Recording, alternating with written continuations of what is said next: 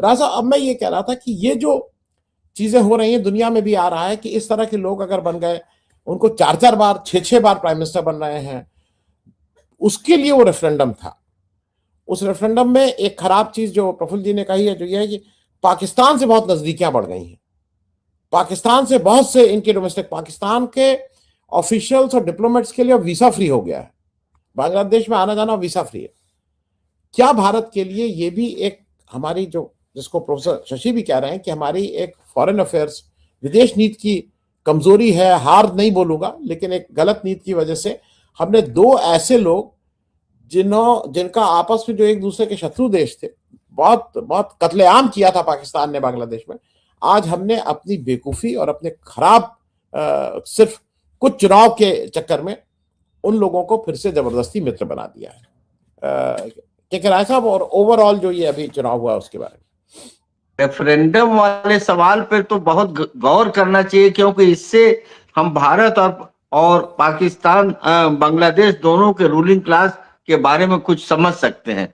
उस रेफरेंडम के जो 3 मुख्य बिंदु था, उसमें पहला पोल रिफॉर्म है, जिसपे आपने इशारा किया कि 2 बार से ज्यादा वह प्राइम मिनिस्टर नहीं बन सकता। और वो जो भावी प्राइम मिनिस्टर हैं, जो बीएनपी के लीडर हैं, उन्होंने खुद ये इस बात को उठाया और जो पोल मैनिफेस्टो जारी किया, उसमें भारत के साथ और पड़ोसियों के साथ रिश्ता सुधारने पर बहुत जोर दिया इन्होंने।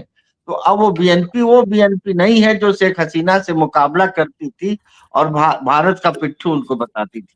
दूसरी चीज उन्होंने बताया, इंडिपेंडेंस ऑफ जुडिशरी। भारत के कंटेक्स्ट में भी ये देखा जाए कि बहुत बड़ा सवाल बांग्लादेश के राजनीति में उठा कि वो हमारे न्यायपालिका को सत्ता के चंगुल से स्वतंत्र होना चाहिए और संविधान और न्याय के पक्ष में उसको काम करना चाहिए। और तीसरा सवाल जो उन्होंने उठाया वो है कि नौकरशाही पे लगाम, क्योंकि नौकरशाही के जरिए सारे कत्लेआम किए गए, सारे विपक्षी पार्टियों के खाते सीज किए गए, विपक्षी पार्टी के लोगों को रासुका से लेकर और तमाम कानून वहां के कानून में बंद किया गया, और उनके ऑफिसों को सील किया गया, और उनको डिसअपियरेंस भी एक बांग्लादेश का बहुत बड़ा समस्या था कि लोग गायब हो गए और फिर मिले नहीं। तो वहां की रूलिंग पार्टी और यहाँ की रूलिंग पार्टी में बहुत अंतर नहीं था, क्योंकि ये पहला इलेक्शन है जिसमें चुनाव हुआ है और जिसमें कई पार्टियों ने चुनाव में शिरकत किया।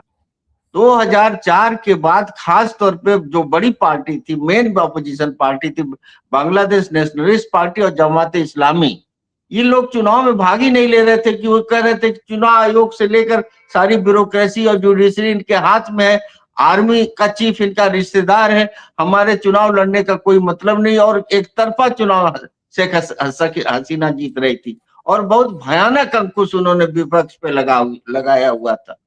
तो ऐसी स्थिति में ये भले बीएनपी जीत गई हो, लेकिन ये सुखद है कि जमात इस्लामी नहीं जीता। भारत में जितने भी बांग्लादेश के विशेषज्ञ हैं वो लगातार अंग्रेजी अखबारों में लेख लिख रहे थे कि बीएनपी की जगह जमात जीतेगी। उसका एक बहुत बड़ा कारण बता रहे थे कि जो छात्र जन विद्रोह हुआ था अगस्त 2024 में, उसके नौजवानों ने, जो अगुआ दस्ता था जो उन्होंने बांग्लादेश सिटीजन्स पार्टी बनाई थी, वो जमात के साथ खड़ी हो गई थी। लेकिन जो बांग्लादेश का, मैं कई बार बांग्लादेश गया हूँ, यूनाइटेड नेशंस से संबंधित जो फूड सिक्योरिटी वाले में भी और मानवाधिकार में, बांग्लादेश में मैंने देखा कि बांग्लादेश का जो इथोस है वो पाकिस्तान से बिल्कुल अलग है। बांग्लादेश चैतन्य महाप्रभु का बहुत प्रभाव हमने देखा और रविन्द्रनाथ टैगोर का। वहां के बुद्धिजीवी हमसे कहते थे कि हमने संघर्षों से रविन्द्रनाथ टैगोर को पाया और अब आपने जो है इनहेरिटेंस से पाया, आप यहाँ आपके हैं इसलिए आप मानते हैं, हमने उनको अपने संघर्ष से अर्जित किया। और मुझे लगा, और एक चीज और मैं बताऊं जो मैं ढाका यूनिवर्सिटी के सामने देखा, राजघाट पे आप महात्मा गांधी का आप इतना बड़ा देखते हैं ना, राजघाट पे उनकी समाधि है। बांग्लादेश में सबसे बड़ी समाधि किसकी आप कल्पना करिए, वो काजी नजरुल इस्लाम की समाधि है।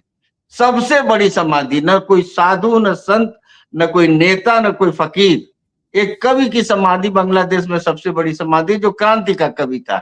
तो बांग्लादेश की मानसिकता में चीज थी। इसीलिए आप इसमें देखिएगा कि 15 से 29 साल, ये जो जेनजी कहा गया, 15 से 29 साल वाले 28% वहां के वोटर्स थे, जिनकी कुल आबादी जो है इन 4 करोड़ 90 लाख थी। ये 4 करोड़ 90 लाख ने सिटीजन्स पार्टी तो गई जमात के साथ, लेकिन युवा चला गया बीएनपी के साथ। आपको ये बहुत सुखद आश्चर्य है कि अवामी लीग के सपोर्टर्स ने भी बांग्लादेश नेशनल पार्टी को सपोर्ट किया, ताकि यहां पर कोई एक इस्लामिक स्टेट ना आ जाए।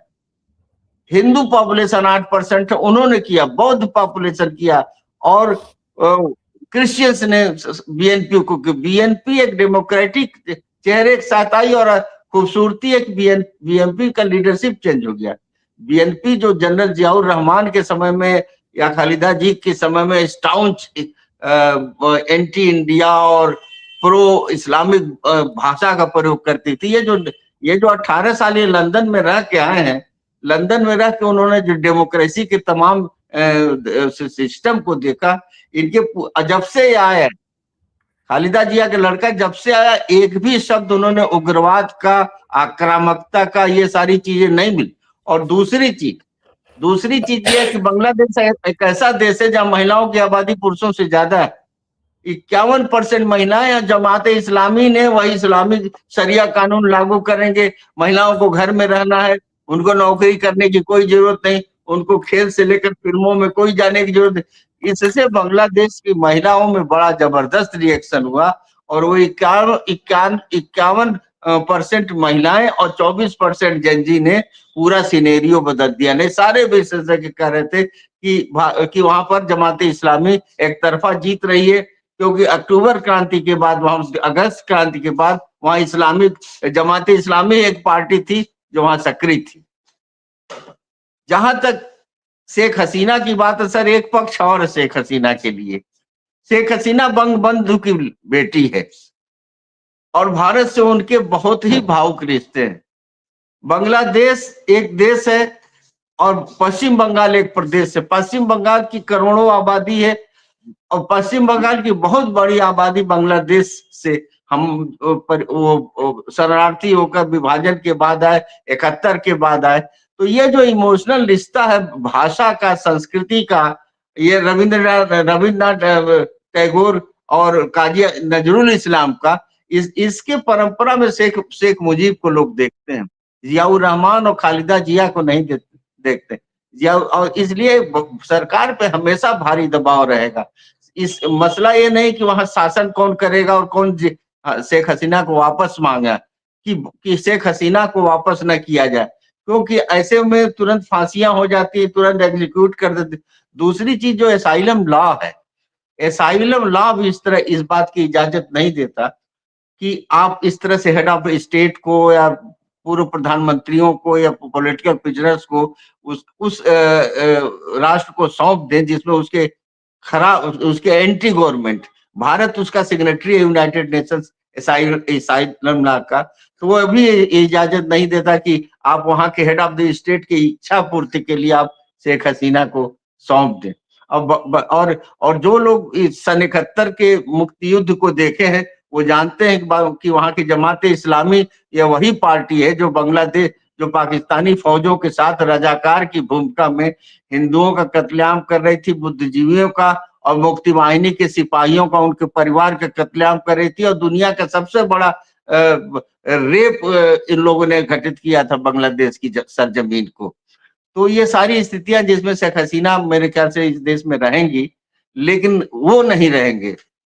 हमारे जो गोड्डा से जो बिजली पैदा करके और गोड्डा के सांसद निशिकांत दुबे को घूस खिलाकर जिन्होंने वहां पर झारखंड का प्रकृति और पर्यावरण बर्बाद करके, और वो वहां पर 1600 मेगावाट, एक बल्ब नहीं जलता है झारखंड में, एक भी बल्ब नहीं जलता 1600 मेगावाट में, और दूने रेट पर 50% से ज्यादा रेट से वो बांग्लादेश को केवल मोदी जी के इच्छा पूर्ति के लिए शेख हसीना से ये वसूलते थे। 8,000 करोड़ अभी भी इनको वसूलना है। तो ये तो बांग्लादेश का दुश्मन है, और ये बांग्लादेश की नई सरकार को तो चाहिए कि इनको प्रोसिक्यूट करे इंटरनेशनल उसमें अडानी को। अडानी ने बांग्लादेश को लूटे, एक गरीब देश जो वैसे उतना गरीब नहीं है क्योंकि उसका जीडीपी भारत से अच्छा है, वहां दुनिया के सारे बाजारों में उसका कॉटन फैला हुआ है। दूसरी चीज ये है कि उसके अलावा अभी जो नया इन्होंने कहा कि हम उद्योग को बढ़ाएंगे, हम एआई में और इसमें सारे इंडस्ट्री करेंगे, तो बांग्लादेश का इंडस्ट्रियल सिनेरियो में भी बहुत फर्क आने वाला है। क्योंकि अभी जो वहां का आंकड़ा है कि 86% वहां के यूनिवर्सिटी के नौजवान बेरोजगार हैं, इसलिए गवर्नेंस और जॉब ये सारे प्रोमिसेस वहां के बांग्लादेश नेशनलिस्ट पार्टी के हैं और ये बहुत आकर्षित कर रहा है वहां पर। तो मैं समझता हूं कि भारत और बांग्लादेश के जो संबंध खराब हुए हैं उसमें बांग्लादेश के रिजीम का उतना दोष नहीं जितना कि भारत के रिजीम का है।